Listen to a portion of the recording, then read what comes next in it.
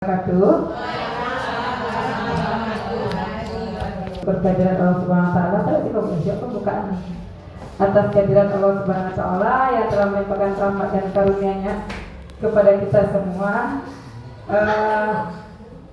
Karena hari ini Bapak Ibu kami minta untuk hadir dalam rangka aksi nyata kami CGP Angkatan 11 tentang menyebarkan pemahaman dan penerapan budaya positif dengan saya sendiri Vanessa Arifin dan rekan CGP saya Ibu Elsie Novita. Selamat beriring salam, tidak lupa kita tegak kepada Nabi besar Muhammad Sallallahu Alaihi Wasallam. Allahumma sholli ala Muhammad wa ala Muhammad.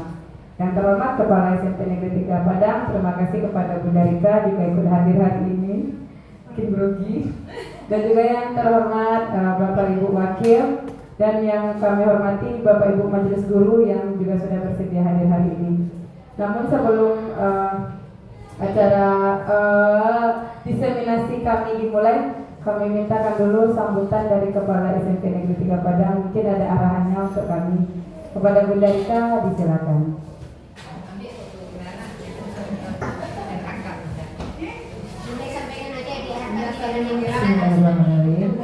Assalamualaikum warahmatullahi wabarakatuh. Ya, foto wilayah. Puji syukur kita sampaikan kepada Allah Subhanahu wa taala karena berkat rahmat hidayahnya. Alhamdulillah hari ini sampai ke tahap yang kesekian untuk CGP dari SMP Negeri 3 Padang mendiseminasikan programnya untuk materi pemahaman dan penerapan budaya positif di sekolahnya. Dan kalau pula salawat dan salam kita sampaikan kepada junjungan kita Nabi besar Muhammad SAW dengan antara kata Allahumma sholli ala Muhammad wa ala ali Muhammad. Yang terhormat Bapak Ibu Wakil, yang saya banggakan CGP saya yang luar biasa, Ibu Vanessa Arifin dan Ibu Elsie Novita. Saya sudah tanya-tanya ke PP di sana, memang ternyata yang berdua ini luar biasa.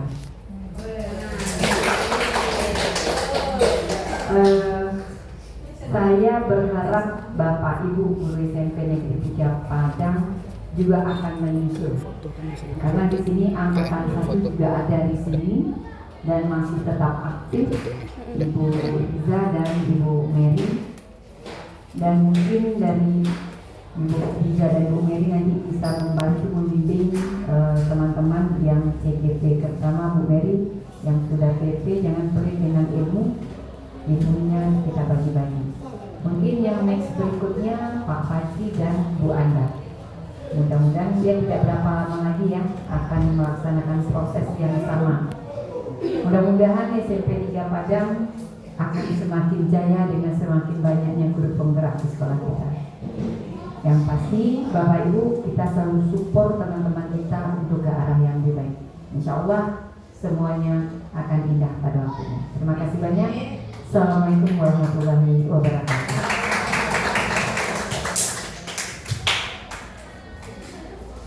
Terima kasih kami ucapkan kepada Bunda Rika untuk arahan dan semangatnya untuk kami berdua di sini yang akan melakukan diseminasi. Baiklah Bapak Ibu, langsung saja untuk sesi yang pertama ini diseminasinya dengan saya dulu. Itu tentang penerapan budaya positif. Sebenarnya kalau dibahas penerapan budaya positif di sekolah kita sudah berjalan. Sebenarnya budaya positif ini walaupun tidak dibunyikan dia budaya positif, tapi sebenarnya kita di sekolah sudah menerapkan hal yang seperti ini. Namun memang penerapan budaya positif ini namanya saja budaya, membudaya. Maka kita harus membudayakan ini, artinya budaya positif ini harus menjadi kebiasaan di sekolah.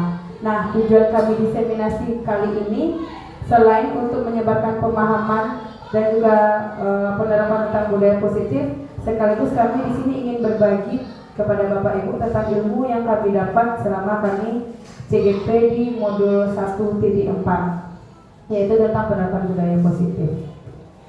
Sebelum saya lanjut Bapak Ibu, saya punya ini Ini ada tutup pena. Tutup pena ini kalau misalnya Fani pegang, lalu Fani kasih ke Pak Rozi suruh buka. Kalau Fani tidak kasih izin, pasti Pak Rozi nggak bisa buka kan Bapak Ibu. Artinya kalau misalnya Fani kasih izin, Pak Rozi suruh buka, maka Fani bisa buka. Fani bukakan untuk Pak Rozi. Tapi kalau misalnya Fani tidak mau membukakan, maka Pak Rozi bagaimanapun caranya juga tidak akan bisa membuka genggaman Fani ini. Nah, seperti itu juga budaya positif di sekolah. Budaya positif itu bisa diterapkan bukan dari faktor eksternal, tapi dari faktor internal. Artinya kita yang akan mengontrol diri kita sendiri, apakah ini akan kita terapkan, apakah budaya positif akan kita lakukan atau tidak. Jadi budaya itu ada di diri kita, ada di dalam genggaman kita. Seperti itu Bapak Ibu. Nah, untuk konsep budaya positif yang akan kami bahas di sini ada tentang disiplin positif, nilai-nilai kebajikan, motivasi perilaku manusia, kebutuhan dasar manusia, posisi kontrol guru, keyakinan kelas, dan segitiga restitusi. Ini yang pertama tentang disiplin positif. Kalau selama ini kita mengartikan disiplin itu peraturan, ternyata salah. Disiplin itu artinya adalah belajar. Dia dari bahasa Latin disiplina yang artinya adalah belajar. Jadi kalau kita ingin menegakkan sebuah disiplin, bukan memberikan hukuman, bukan bilang, oh ini aturan tolong ditepati, bukan seperti itu. Tapi menerapkan disiplin itu adalah mengajarkan anak-anak untuk belajar, memberikan pembelajaran di sini. Disiplin positif ini merupakan penerapan disiplin yang bertujuan untuk menumbuhkan kesadaran serta memberdayakan peserta didik tanpa imbalan penghargaan, ancaman ataupun hukuman.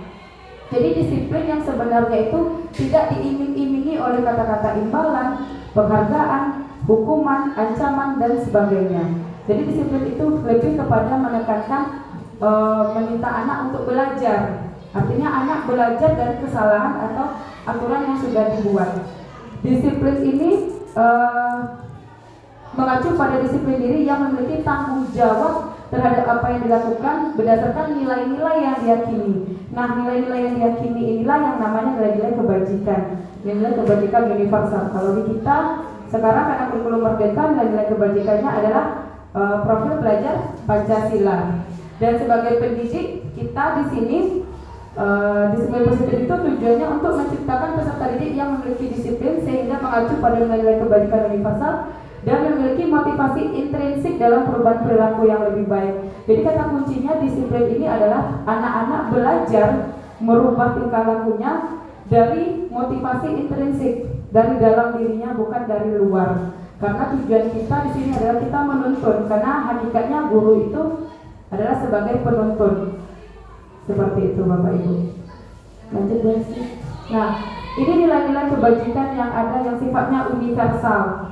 Ya, kenapa Pak Haji? Agak susah Pak Haji mulai.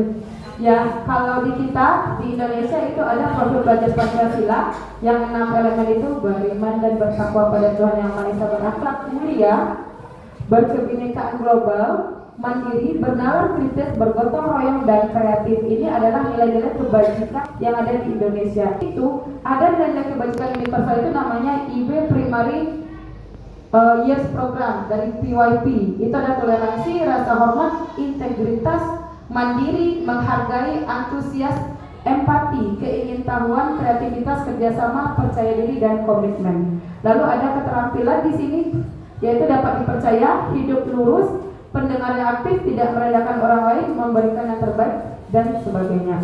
Sebenarnya nilai-nilai kebajikan yang universal itu banyak macamnya. Ada tenggang rasa, nanti ada kepedulian dan banyak lainnya. Sebenarnya nilai-nilai kebajikan itu sudah ada di kita, hanya saja bahasanya itu dikembangkan oleh kajian-kajian tertentu seperti ini dari IB Primary Year School dan juga profil belajar Pancasila. Dan kalau kita lihat profil belajar Pancasila sudah memasukkan nilai-nilai kebajikan universal di dalamnya. Nah, tujuan anak melakukan disiplin yang untuk mencapai pelajar yang memiliki jiwa profil pelajar Pancasila itu sebenarnya. Lanjut sih. Nah, lalu ada kebutuhan dasar manusia. Kenapa kebutuhan dasar manusia ini perlu kita pelajari? Sebenarnya kebutuhan dasar manusia itu adalah sesuatu yang kita lakukan untuk mendapatkan apa yang kita inginkan. Seluruh tindakan yang kita lakukan memiliki tujuan. Di semua usaha terbaik yang kita lakukan dalam rangka kebutuhan dasar kita terpenuhi dengan baik. Jadi setiap anak, apa yang dilakukan oleh anak, apa yang diperbuat oleh peserta didik kita ataupun kita, itu sebenarnya bergantung pada kebutuhannya sendiri. Dia ingin memenuhi kebutuhan yang mana. Nah, kebutuhan dasar manusia ini wajib kita ketahui agar kita bisa melihat nanti ketika ada ketika kita akan menerapkan budaya positif, kita tahu ini anak ingin memenuhi kebutuhan dasarnya yang mana, seperti itu. Nah, ada 5 kebutuhan dasar manusia. Yang pertama bertahan hidup, yang kedua kasih sayang, yang ketiga penguasaan, yang keempat kebebasan, dan yang kelima kesenangan. Nah, jadi di sini Bapak Ibu, ketika kami mempelajari modul ini, jadi waktu itu ada dituliskan kasus seperti ini. Ada anak, ternyata kalau di kelas itu kerjanya mengganggu teman yang lain, semuanya diganggu, dikopek-kopek segala macamnya. Ada meja bersih, dicoret-coretnya dan segala macamnya. Nah, kalau kita lihat, kalau kita tidak memperhatikan kebutuhan dasar manusia, kita akan langsung menjudge anak tersebut, oh anakku maga, oh anakku bagali, saya karajanya. Seperti itu, ya kan? Nah, ternyata setelah kami mempelajari modul 1.4 itu, ternyata anak yang seperti itu dia sedang berusaha memenuhi kebutuhan dasarnya. Nah, anak yang suka mengopek-opek, yang suka mengganggu itu harus ditelusuri terlebih dahulu. Jangan dijat seperti kata Bunda. Bunda selalu bilang seperti ini, jangan pernah melabeli anak, karena setiap anak itu sedang berusaha untuk memenuhi kebutuhan hidupnya. Nah, anak yang suka mengopek-opek itu bisa saja dia sedang mencari kebutuhan dasarnya kasih sayang. Dia lagi mencari perhatian kita. Mungkin di rumah dia kurang kasih sayang, maka dia melakukan itu di sekolah, tapi dengan cara yang menurut dia itu benar. Nah, jadi anak-anak yang seperti itu sebenarnya dia sedang melakukan ini. Lalu ada anak yang pintar, anak yang sudah mungkin pengetahuannya atau kemampuannya di level yang high. Lalu di kelas itu dia agak sombong, dia rasanya ingin menguasai yang lain. Nah, itu sebenarnya dia sedang memenuhi kebutuhan dasarnya penguasaan, karena dia sudah menguasai. Seperti itu. Jadi sebenarnya apa yang dilakukan oleh anak-anak kita di kelas, di lingkungan sekolah itu ada tujuannya sebenarnya. Nah, itu sebenarnya disiplin itu apa? Jadi disiplin itu sebenarnya belajar untuk memenuhi kebutuhan dan tujuan hidupnya, seperti itu Bapak Ibu. Lalu ada yang kesenangan. Kan ada anak itu hobinya main-main saja gitu kan. Seperti aku misalnya, dia ada satu anak gitu kan. Saya paling ingat itu, dia suka bermain-main di kelas gitu. Ya memang dia lagi memenuhi kebutuhan dasarnya kesenangan. Seperti itu. Jadi kita tidak bisa menjudge anak seperti itu gitu kan. Jadi anak ini harus kita telusuri dulu, ini anak bertingkah seperti ini karena apa? Anak seperti ini karena apa? Seperti itu. Lalu ada yang kebebasan. Kebebasan itu dia memang bertindak bebas saja di kelas, seperti tidak ada aturan yang mengikatnya. Lalu ada yang bertahan hidup. Ada anak yang mungkin suka meminta uang kepada temannya, atau ada anak yang meminta belanja atau mencomot makanan temannya. Nah, itu bisa saja anak itu tidak memenuhi, dia lagi berusaha memenuhi kebutuhan hidupnya yang bertahan hidup. Jadi tugas kita sebagai guru jangan langsung dicap anaknya, tapi kita cari tahu dulu. Artinya kita panggil anaknya, lalu kita tanya ada apa sih sama anaknya, apa sih yang terjadi. Nah, di situ sebenarnya yang budaya positif itu. Jadi benar kata Bunda, kalau Bunda selalu bilang, jangan pernah bilang, kalau anak suka terlambat, jangan selalu bilang, inyo ka inyo jo talambe, inyo ka inyo jo, awak tahu talambe. Nah itu, jangankan yang lain, saya pun, Fani pun sekarang lagi berusaha menghilangkan kebiasaan menjudge anak gitu kan. Karena ketika kita melabeli anak, kita tidak memperhatikan ini. Anak seperti itu dia membutuhkan ini sebenarnya. Dia lagi berusaha memenuhi kebutuhan hidupnya. Sama seperti kita. Kita kan misalnya pulang mengajar, ada yang ngumpul di kafe, itu kita sedang berusaha memenuhi kebutuhan hidup kita yang bersenang-senang, kesenangan. Ya itu, apakah itu salah? Tidak gitu. Jadi ada tujuannya anak melakukan sesuatu itu. Sama seperti kita yang berlaku sesuatu itu juga ada tujuannya. Nah, jadi dengan mempelajari 5 kebutuhan dasar manusia ini, diharapkan bahwa kita guru dapat memahami sebenarnya anak bertingkah seperti ini ada apa, kebutuhan apa yang sedang dicarinya, seperti itu. Lanjut Bu Elsie. Nah, ini motivasi perilaku manusia. Nah, ini tadi di kita di dalam modul itu dijelaskan bahwa motivasi perilaku manusia itu ada dua, ekstrinsik dan intrinsik. Ekstrinsik seperti ini, menghindari ketidaknyamanan atau hukuman untuk mendapatkan imbalan atau penghargaan. Sementara yang intrinsiknya adalah dari dalam diri, ingin menjadi orang yang mereka inginkan dan menghargai diri sendiri dengan nilai-nilai yang mereka percaya. Makanya selama ini kalau misalnya kita ada anak yang terlambat, lalu anak itu kita kasih hukuman, bersihkan WC misalnya seperti itu kan, anak itu akan tetap melakukan berulang-ulang. Kenapa? Karena motivasinya tidak dari dalam dirinya, baru dari luar. Artinya dia menghindari hukuman, atau dia akan berusaha tepat waktu datang biar tidak kena hukuman. Bukan karena dia percaya bahwa kalau dia datang tepat waktu, artinya dia lagi berusaha mendisiplinkan dirinya seperti itu. Nah, jadi mungkin ini yang perlu ditanamkan bahwa anak-anak itu bahwa motivasi perilaku itu harus dari dalam sebenarnya. Lalu juga memberikan hadiah itu ternyata juga terkadang menjadi bumerang bagi kita. Jadi juga Fani rasakan Bapak Ibu, Fani suka mengasih reward sama anak. Jadi kadang anak ini nggak ada rewardnya ngapain gitu, atau kalau ada rewardnya baru dia serius. Sebenarnya itu juga beresiko sebenarnya. Jadi apakah pemberian reward atau hukuman itu salah? Ya kalau dampaknya efeknya tidak bagus, tidak akan menimbulkan motivasi intrinsik dari anak, sebenarnya itu salah gitu. Tapi kalau misalnya dari motivasi ekstrinsik itu bisa memancing motivasi anak dari dalam, setelah kita pancing dari luar itu, maka itu berhasil, tidak masalah seperti itu Bapak Ibu. Nah, dalam penerapan budaya positif itu ada 3. Ada hukuman, ada konsekuensi, ada restitusi. Ini bahasa yang jujur Fani baru mendengar istilah restitusi ini di sini di CGP, karena sebelumnya kita hanya kenal hukuman, reward, konsekuensi, baru seperti itu. Ternyata hukuman, konsekuensi itu berbeda. Selama ini kita memikirkan bahwa hukuman dan konsekuensi itu sama. Memberikan hukuman berarti memberikan konsekuensi. Nah, ternyata dalam penerapan budaya positif itu ada 3 yang sebenarnya sering kita lakukan tanpa kita sadari. Hukuman itu adalah melakukan sebuah tindakan yang akan menimbulkan rasa tidak nyaman bagi anak, atau anak merasa tersakiti. Hukuman itu bisa berupa fisik ataupun non fisik atau psikis. Misalnya ada anak yang memakai sepatu bebas, lalu anak tersebut kita suruh buka, anak berkaki ayam, maksudnya tidak pakai sepatu selama sepanjang pelajaran. Menurut Bapak Ibu, apakah itu hukuman atau tidak? Hukuman, karena anak akan merasa tidak nyaman ketika teman-temannya pakai sepatu, dia sendiri tidak, seperti itu. Nah, itu jatuhnya adalah hukuman. Jadi hukuman itu menimbulkan rasa tidak nyaman pada anak. Makanya hukuman itu dihindari, pemberian hukuman. Nah, lalu ada istilahnya konsekuensi. Nah, konsekuensi ini artinya murid dibuat tidak nyaman ketika guru selalu memonitori. Sebenarnya konsekuensi ini sama seperti ini Bapak Ibu. Misalnya kita menerapkan poin, misalnya anak kalau tidak bawa ini, maka anak harus beli, itu konsekuensi. Apa konsekuensi? Sanksi. Apa yang akan kamu lakukan kalau misalnya kamu seperti ini? Misalnya anak tidak pakai kacu. Anak tidak pakai kacu, lalu konsekuensinya kita suruh dia wajib membeli, maka itu konsekuensi. Kan konsekuensi. Apa konsekuensinya? Peraturannya harus pakai kacu kan? Tapi kalau nggak pakai gimana? Dia harus beli. Misalnya seperti itu. Nah, itu konsekuensi sebenarnya. Artinya kita memonitornya, dan itu masih faktor dari luar. Kalau kita masih menerapkan hukuman dan konsekuensi, anak akan berubah, iya, tapi itu sifatnya baru eksternal.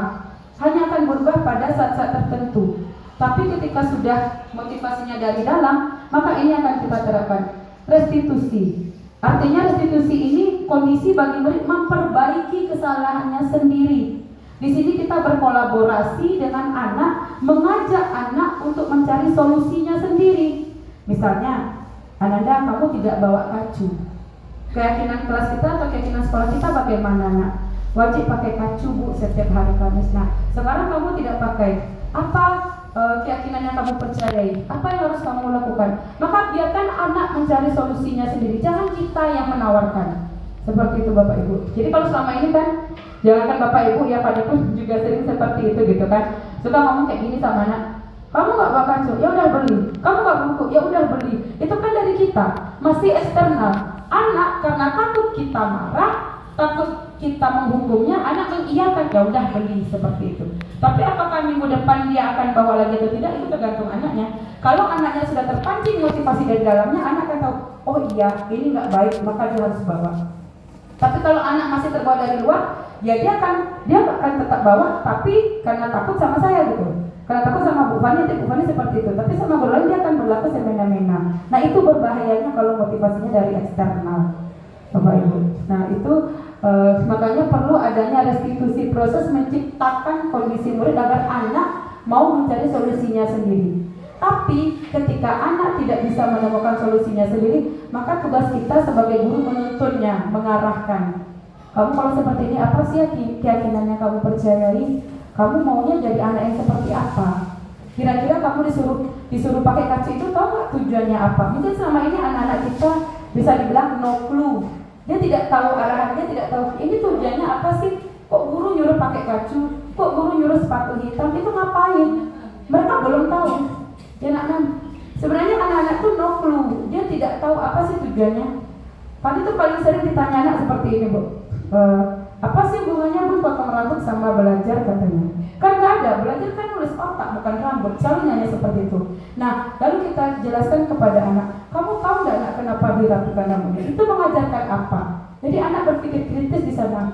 Oh iya, artinya itu peraturan, artinya disiplin, melatih anak untuk belajar mematuhi aturan yang ada. Karena nanti ketika dia terjun ke masyarakat, aturan-aturan di luar itu akan lebih banyak.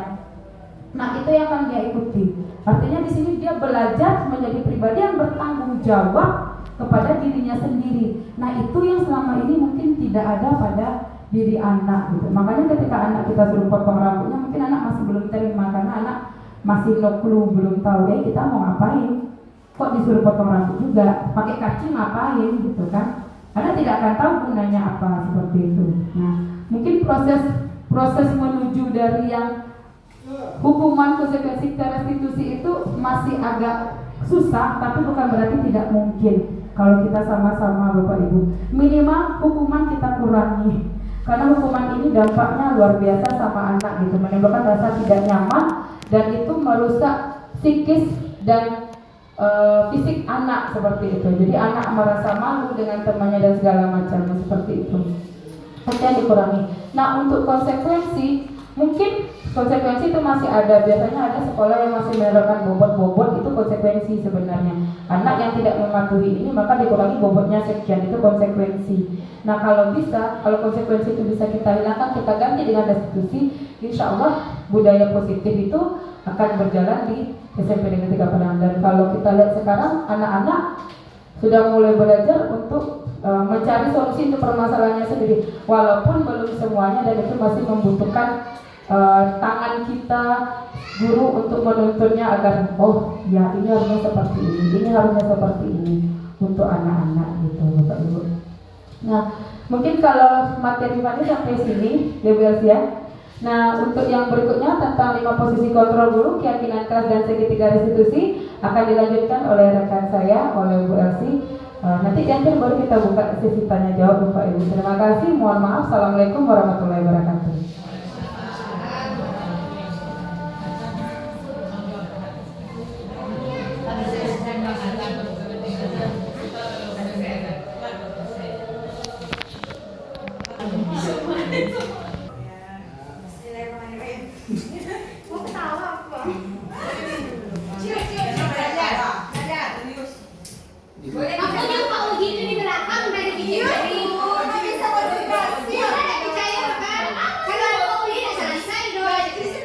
Assalamualaikum warahmatullahi wabarakatuh. Di sini saya akan melanjutkan materi yang sudah disampaikan Ibu Fani, yaitu 5 posisi kontrol guru.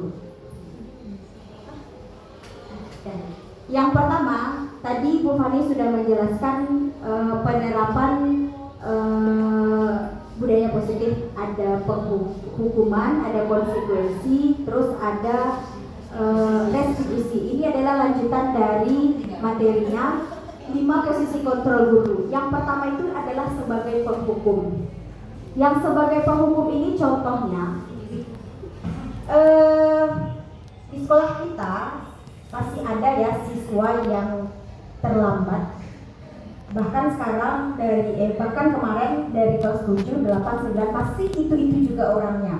Dan di sini posisi penghukum ini, ketika siswa itu terlambat, kita sebagai guru piket atau saya sebagai guru BK pernah berkata seperti ini. Kamu ini anak, kamu juga lagi kemarin terlambat, sekarang terlambat, besok terlambat juga lagi. Saya pernah berada di posisi yang seperti itu. Ya. Posisi yang seperti itu akan berakibat negatif kepada siswa. Dia akan merasa, kok saya ya, kenapa saya ya, dia nggak sadar dengan apa yang sudah dia perbuat gitu. Kenapa setiap hari saya ya gitu. Itu adalah posisi penghukum. Dan nantinya setelah kita kasih nada tinggi seperti itu kepada anak, dia akan merasa yang seperti ini. Ancak bawa langsung ibu sekolah lah dari berwak menerang. Nah, atau seperti ini setelah kita suruh masuk ke kelas, kan udah kita marahin tuh, masuk ke kelas, terus sampai di kelas dia ngambil bukunya, coret-coretnya. Kenapa saya sih yang harus marah? Setiap hari seperti itu ya. Itu adalah di posisi penghukum. Yang kedua adalah posisinya pembuat merasa bersalah. Pembuat merasa bersalah di sini adalah contohnya seperti ini. Ketika kasusnya masih terlambat ya Bapak Ibu, ketika siswa yang sudah kita marah itu, kita menerapkannya yang seperti ini. Hanan kan yang paling terkenal, paling viral biasanya ketika siswa terlambat. Kenapa masih terlambat juga? Kemarin terlambat juga kan? Iya Bu. Sekarang juga terlambat. Kalau kamu terlambat terus, kira-kira kemarin kan Ibu nasihatin, iya Bu. Apa ya? Yang membuat kamu tidak bisa terlambat itu biar merasa bersalah itu. Sekarang kamu terlambat, kamu udah buat kecewa Ibu. Kemarin di kelas 8 sudah dikasih tahu bahwasanya kamu ini kasusnya terlambat juga. Dikasih kesempatan ke kelas 9 kasusnya dengan yang sama. Itu kamu sudah membuat kecewa Ibu gitu. Jadi si anak akan merasa, wah Ibu Elsie bisa kecewa kalau saya terlambat juga besok. Ada yang seperti itu. Kemudian yang ketiga adalah posisinya adalah sebagai teman. Yang sebagai teman ini kita berkomunikasi dengan anak selayaknya seumuran dengan mereka. Dianggap teman akrab lah gitu. Tapi posisi di sini ada juga sisi negatifnya. Ketika kita akrab dengan siswa, contohnya saya akrabnya aja dengan 82 anak saya. Ketika anak saya itu bermasalah, saya akan bilang ke anak saya itu, kamu ini janganlah seperti itu. Bahasanya itu seperti teman gitu. Tapi dia memposisikan dirinya sebagai kalau salah kalau sama dia itu biasa-biasa aja. Dia akan mencari kita gitu. Tapi hal yang itu dia tidak memposisikan dirinya. Kalau guru yang ini nanti marah sama saya, kalau Bu Elsie nggak akan marah sama saya. Jadi dia itu hanya mencari kita saja. Sementara yang lain tidak dicarinya gitu, tidak peduli dia dengan guru yang lain. Dia hanya pedulinya hanya dengan satu guru saja, yang peduli dengan dia saja gitu, yang tahu dengan kondisinya dia saja gitu. Itu yang posisi teman.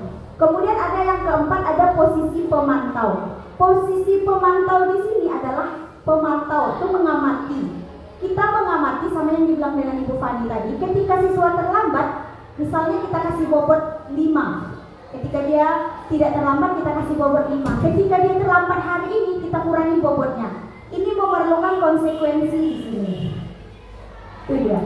Kemudian yang posisi terakhir adalah posisi manajer. Ini adalah yang sangat bagus sekali penerapan posisi kontrolnya. Posisi manajer ini guru di sini memposisikan dirinya, menerapkannya seperti ketika siswa terlambat, guru menanyakan, kenapa kamu terlambat?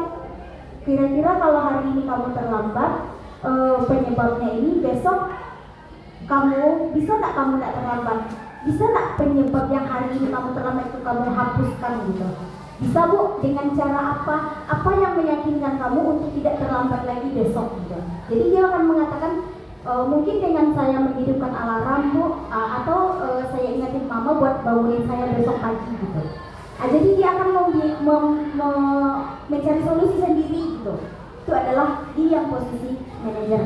Saya akan menayangkan sebuah video tentang posisi kontrol guru.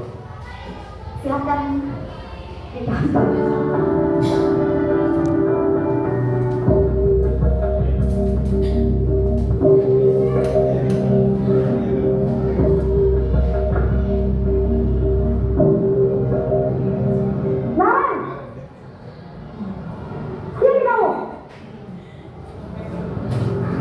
Selamat pagi Bu.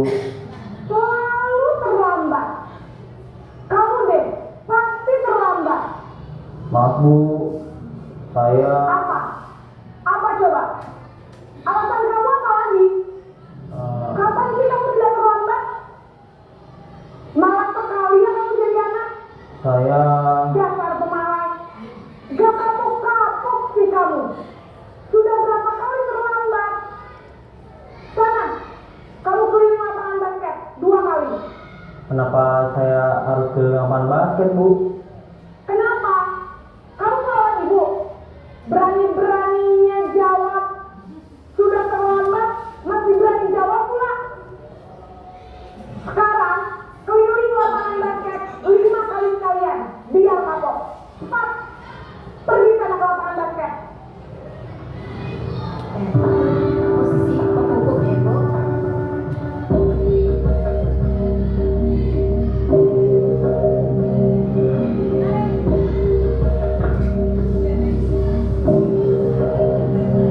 Naren!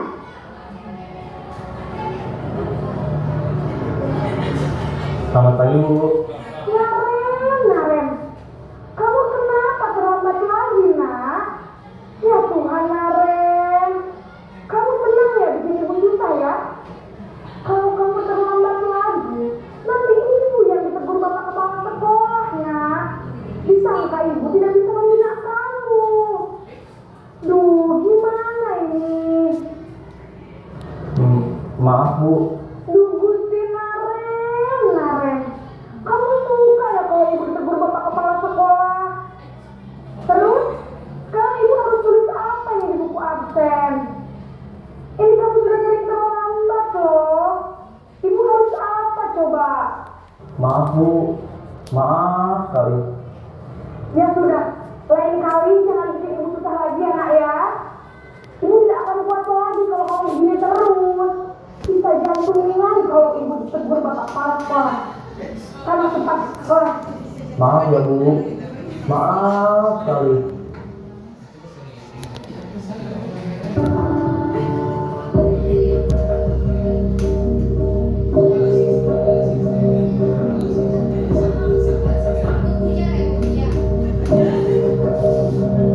Nah,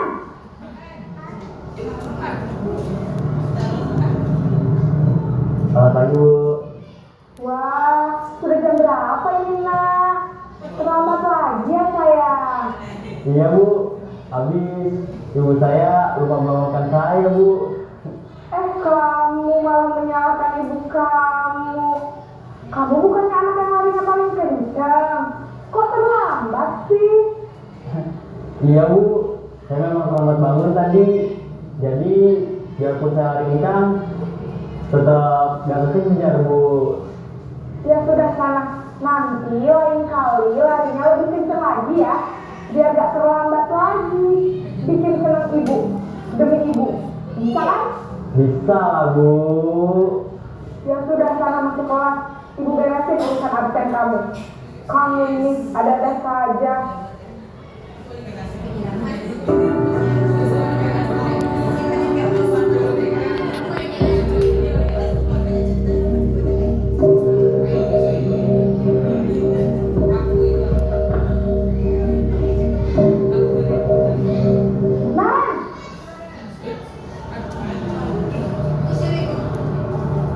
Selamat pagi Bu. Naren, apa peraturan sekolah kita tentang jam berapa kita harus masuk sekolah, nak? Kita harus di sekolah jam 7 Bu. Iya betul, sekarang sudah jam 7.20. Naren sudah tahu konsekuensinya jika terlambat hadir. Paham Bu, saya harus tinggal kelas pas jam istirahat selama 20 menit. Iya benar, konsekuensinya demikian.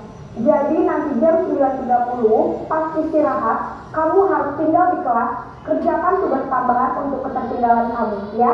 Baik Bu.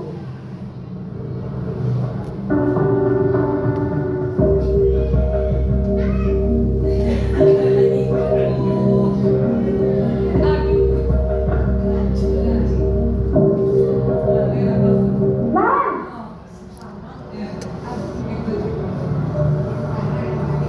Selamat pagi Bu. selamat pagi Naren. Maaf Bu, saya terlambat. Iya, sekolah masuknya jam 7, sekarang sudah jam 7.20. Jadi sekarang bagaimana ini Naren? Maaf Bu, saya lupa setel alarm saya semalam.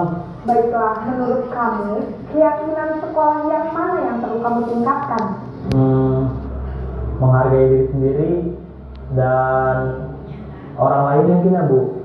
Setuju. Jadi, apakah Naren meyakini prinsip saling menghormati tersebut? Iya Bu, saya meyakininya. Apakah Naren bersedia memperbaiki masalah keterlambatan ini? Bersedia Bu. Bagaimana kamu akan perbaiki masalah keterlambatan ini?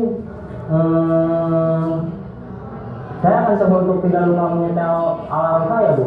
Baik, kalau Naren lupa menyetel alarm di rumah, ada orang yang kira-kira bisa bantu mengingatkan tidak? Ada Bu, kata saya, Kak Emma. Ada lagi selain Kak Emma? Selain Kak Emma, ada ibu saya. Baik, jadi yang mengingatkan Naren adalah Kak Emma dan ibu kamu ya? Kira-kira akan mulai alarm kapan nih Naren? Setelah pulang sekolah, akan segera saya lakukan. Baik, jadi Naren akan setel alarm untuk bangun besok pagi dan akan diingatkan oleh kakak dan ibunda Naren ya.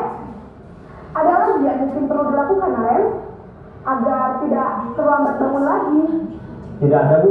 Baik Naren, terima kasih untuk kerjasama kamu. Sekarang kamu perlu kembali ke kelas untuk belajar. Baik Bu, terima kasih. Ya, itu dia adalah 5 posisi kontrol guru. Ada penghukum, ada pembuat merasa bersalah, ada teman, ada pemantau, dan ada manajer. Sebenarnya itu sudah pernah kita terapkan, ya nak Bapak Ibu. Dan sekarang lanjut bukan?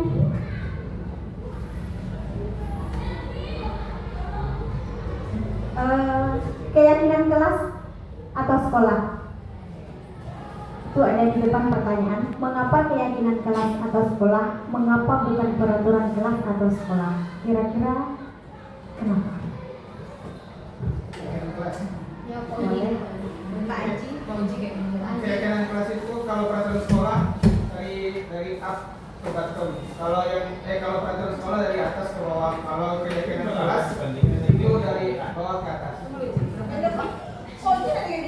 Podi. Oke, Tanya. terima kasih Bu Elsi.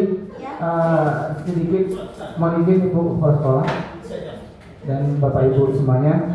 Sedikit untuk pemahaman tentang ini, keyakinan kelas. Mengapa keyakinan kelas? Mengapa keyakinan kelas atau sekolah? Mengapa bukan peraturan kelas atau sekolah? Nah, pemahaman sederhana yang mungkin dapat saya berikan atau sependek pengetahuan saya, keyakinan sekolah atau keyakinan kelas itu berasal dari bawah ke atas. Kalau peraturan sekolah dari atas ke bawah, maksudnya gimana? Kalau keyakinan kelas itu anak-anak yang mensepakati, bukan kita. Kalau peraturan sekolah atau peraturan kelas kita yang membuat untuk anak-anak, itu seperti itu. Iya. Tepat. Terima kasih. Oke. Bapak Ibu sudah pernah belum membuat keyakinan kelas? Sudah, bagus. Di awal pembelajaran sepertinya kita sudah membuat keyakinan kelas ya. Keyakinan kelas itu diambil dari bukan beberapa ya, dari seluruh siswa, dari bawah ke atas kata Pak Fajri tadi. Dari bawah ke atas ya. Dari murid, keyakinan kelas itu munculnya dari murid, kemudian kembalinya kepada kita yang menerapkan di situ gitu ya. Jadi saya kemarin di kelas saya sudah menerapkan yang namanya keyakinan kelas. Saya bagikan kertas, kemudian ya sticky note namanya ya. Saya bagikan kertas, kemudian saya suruh buat keyakinan kelas. Dan ternyata ada keyakinan kelasnya yang berbeda dengan temannya, ada juga yang sama gitu. Kemudian setelah saya simpulkan dari keyakinan kelas yang dibuat oleh anak-anak tersebut, saya simpulkan ada 6 keyakinan kelas. Muncul yang namanya keyakinan kelasnya datang tepat waktu, kelas harus bersih, kelasnya harus bersih dari pagi sampai siang gitu, tidak membuang sampah sembarangan.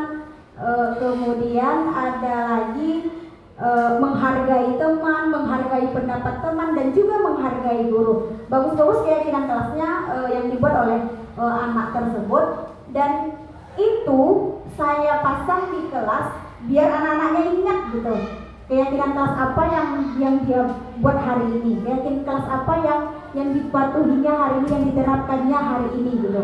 Saya buat di kelas itu agar anak dalam kegiatan pembelajaran apa yang harus dia lakukan gitu, apa yang akan dilakukannya selama kegiatan pembelajaran. Oh tidak boleh ini, oh yang ini nggak boleh, oh yang ini boleh. Oh kalau mau bertanya kepada teman bahasanya harus yang seperti ini gitu.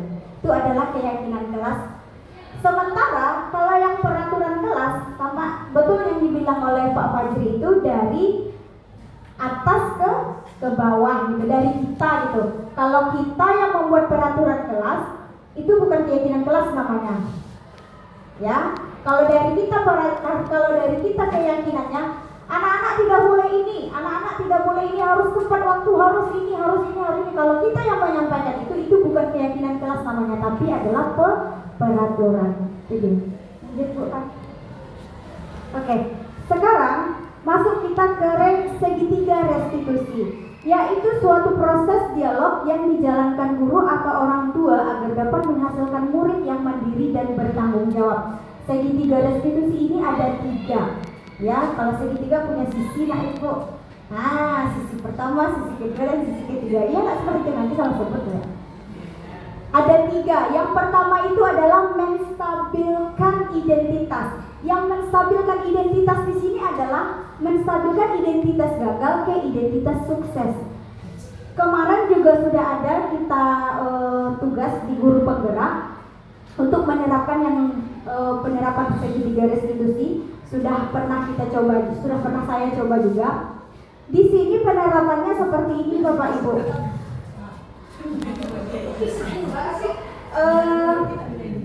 Menstabilkan identitas gagal ke identitas sukses. Contohnya seperti ini. Ketika siswa kita punya masalah dengan temannya, ini dia. Berbuat salah itu tidak apa-apa. Ketika siswa kita punya kesalahan, yang disampaikan dalam penerapan itu seperti ini. Berbuat salah itu tidak apa-apa gitu. Atau tidak ada manusia yang sempurna, biasa aja kok manusia itu buat salah gitu. Nah, terus kamu berhak berbuat seperti itu, kamu berhak merasa begitu gitu. Itu dia untuk menstabilkan identitasnya. Kemudian ada yang kedua, validasi tindakan yang salah. Penerapannya seperti ini. Kamu pasti punya alasan kenapa melakukan yang begitu gitu.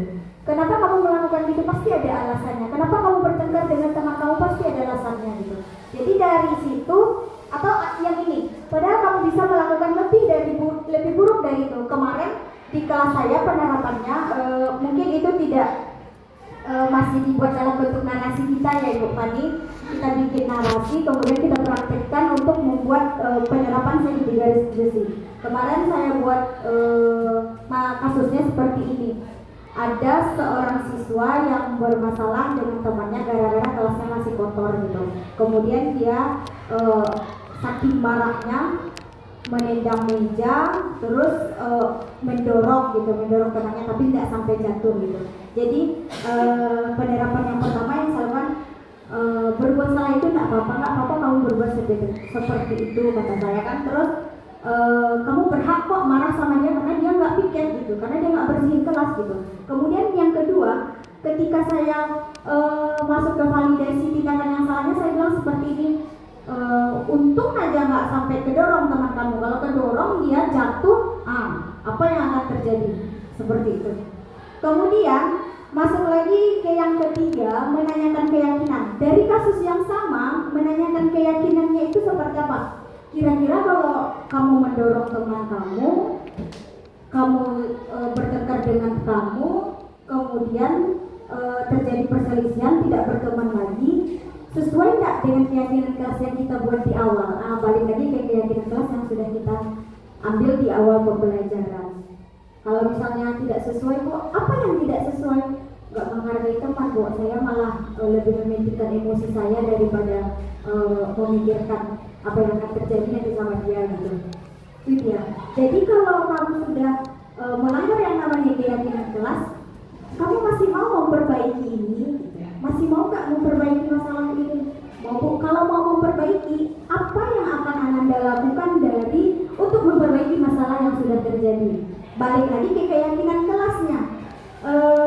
Saya harus lebih menahan emosi saya, mungkin lebih mengingat lagi keyakinan kelas yang sudah saya buat, yang sudah kita buat di kelas. Mungkin seperti itu jawabannya. Jadi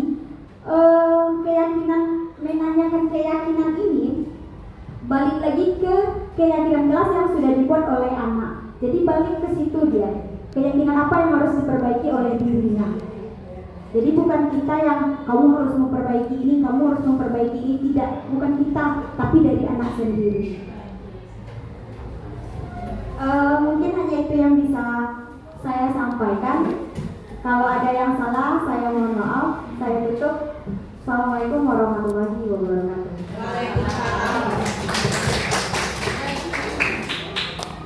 Baiklah Bapak Ibu, terima kasih Bu Elsi. Mungkin itu tadi penampilan kami tentang diseminasi kami tentang penyebaran pemahaman tentang budaya positif. Bapak Ibu ada yang mau ditanyakan mungkin?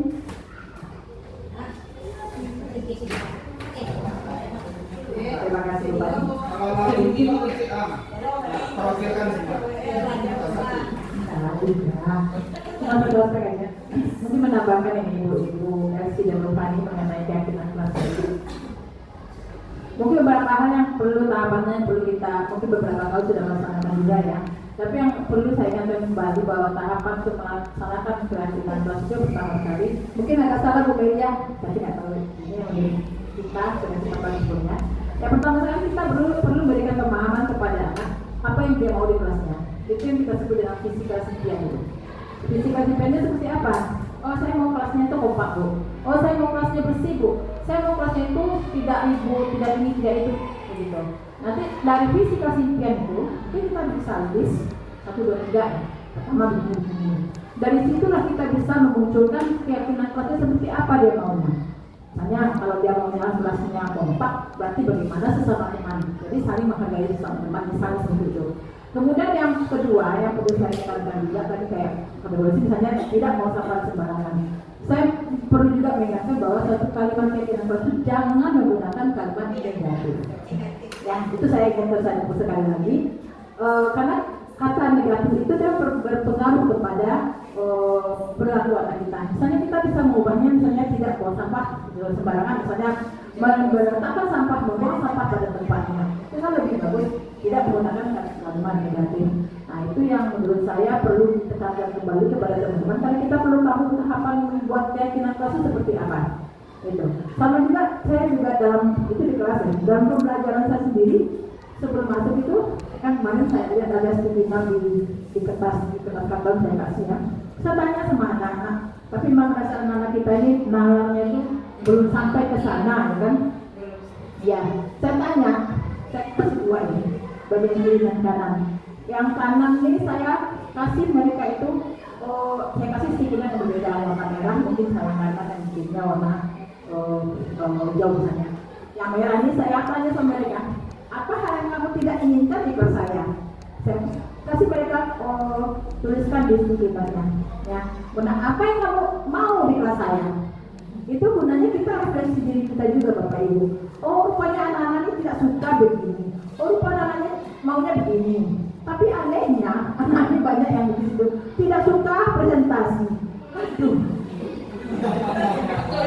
Ya, bagaimana secara kita ketika belajar kita mesti membuat anak kita ini berpikir kritis dan kreatif. Ada nilai kebajikannya, belum ada nilai percaya dirinya.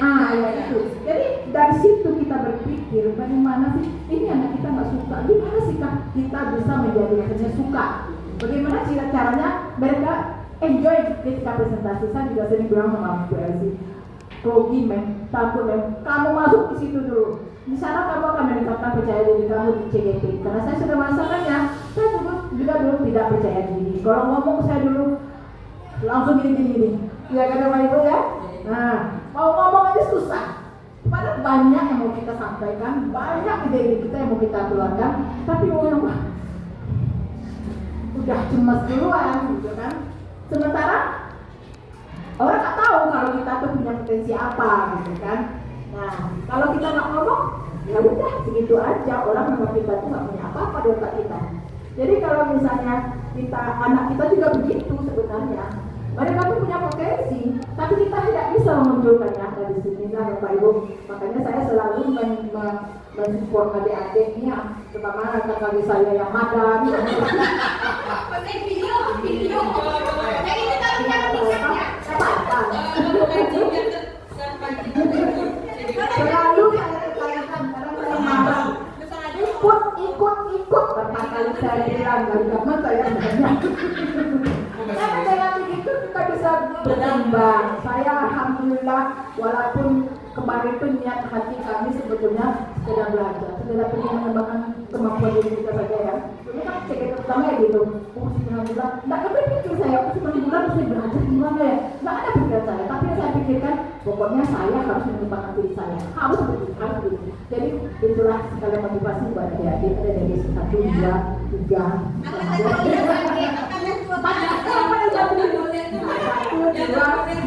Satu, dua, tiga, empat ya. 4 orang di sini. Ini sudah saya juga. Belum ya Bu. Mudah-mudahan kesempatannya nanti masih ada buka CGP selanjutnya. Percaya bermanfaat sekali. Mungkin itu saja. Terima kasih banyak. Assalamualaikum warahmatullahi wabarakatuh. Terima kasih Mem di pertanyaan. Mungkin saya ada tambahan juga Mem. CGP angkatan 12 itu yang dibuka itu tanpa batas usia Mem. Jadi Bu Deni, Kak Yanti itu juga masih bisa masuk karena CGP angkatan 12 itu tidak lagi dibatasi oleh usia. Bisa Kak Yanti. Karena banyak ilmunya di sini luar biasa. Nanti Kak Yanti bareng sama Pak Rozi. Sebenarnya kayak kami juga tidak menyangka kan bareng CGP-nya, jadi agak enak jalannya gitu kan. Nanti juga di sana dapat teman baru, dapat itu karena seperti yang dibilang kan kami juga awalnya nggak mau CGP ini, lulus pun nangis gitu kan, nggak mau gitu kan. Tapi setelah dijalani ternyata alhamdulillah dapat lingkungan yang enak, teman-teman yang juga mensupport, di sekolah juga mensupport, maka seperti itu. Apalagi tentang penerapan budaya positif ini Bapak Ibu.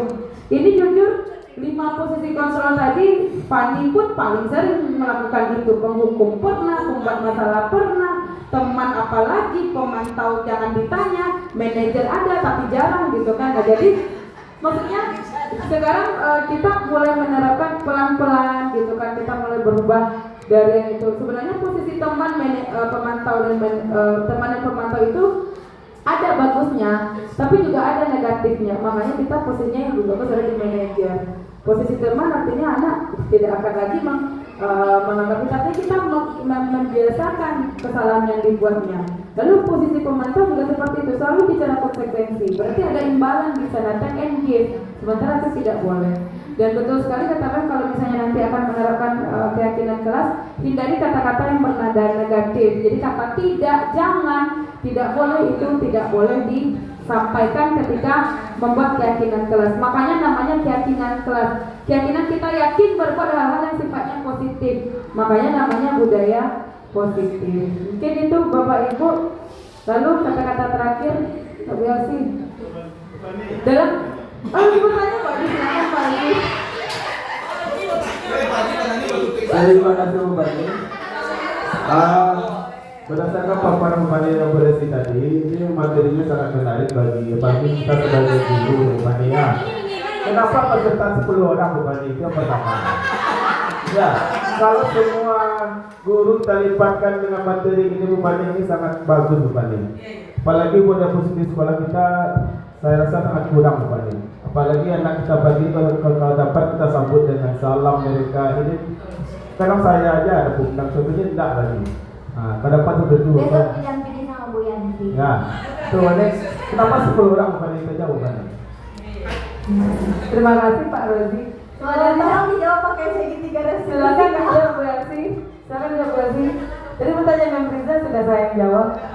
Sebenarnya gini Pak Rozi, sebenarnya kita bukannya mau 10 orang atau tidak gitu Pak Rozi, tapi karena kita mencari yang bisa pertamanya, artinya kita yang jadwal ngajarnya yang tidak ada. Jadi kemarin nanya dulu, kayak Ayu kan kita 2 shift, nanya, yuk ada jadwal. Nah makanya tadi agak ragu, nanya lagi sama Ayu, yuk ada jadwal nggak? Yuk enggak gitu kan.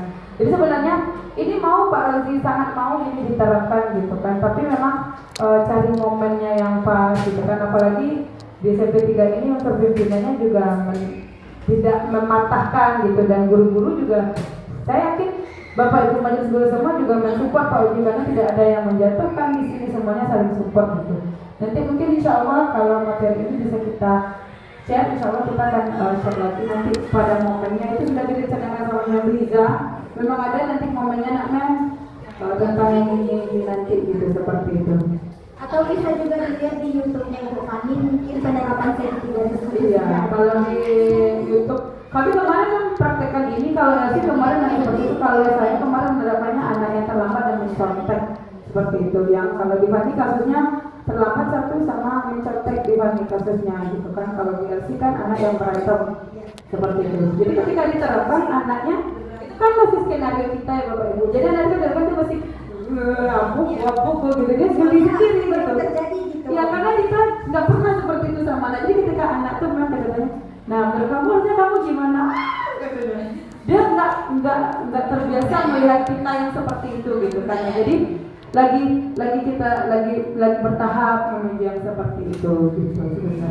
Tapi yakinlah bahwa Bapak Ibu semua sudah melakukan itu, pasti udah pernah kan, semuanya sudah menerapkan itu sebenarnya, hanya saja namanya kita berkenalan seperti itu gitu. Ya. Bisa juga kita lakukan dengan coaching. Iya bisa di coaching. Sekarang masih PSI. Iya, terima kasih Bu PP kami sudah mengingatkan ya.